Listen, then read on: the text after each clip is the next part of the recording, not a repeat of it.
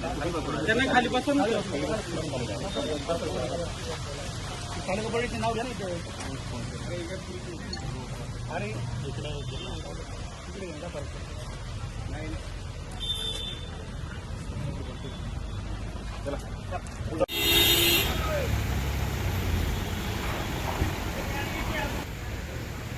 नाही काय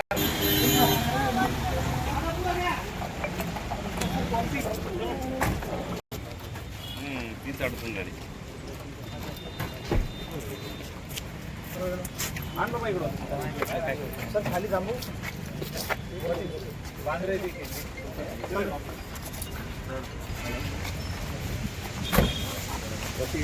हा मॅडम मी करतो फोन करतो. म्हणजे घुसतो रे दुसरे कुठे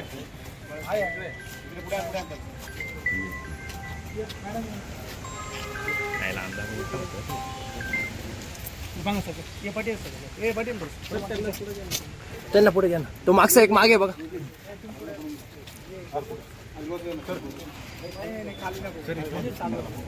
येऊ द्या पुढे.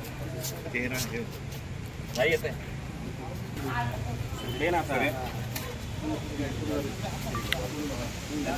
त्यांना खाली बसून. अरे इकडे इकडे झेंडा फरक पडतो. चला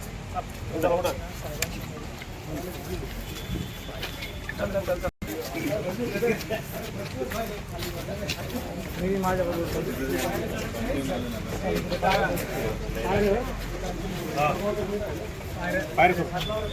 खाली पायऱ्या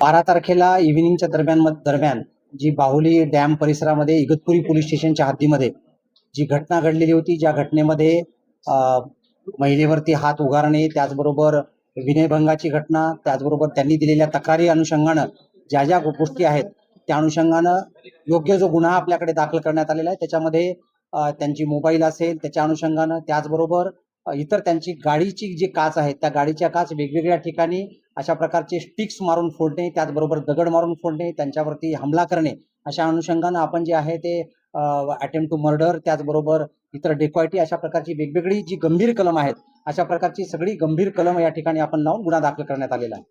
या अनुषंगानं याच्यामध्ये आतापर्यंत एकंदरीत 9 आरोपी जे आहेत ते 9 आरोपींना पूर्णपणे ताब्यात घेण्यात आलेलं आहे आणि त्याच्यावरती कारवाई सुरू आहे.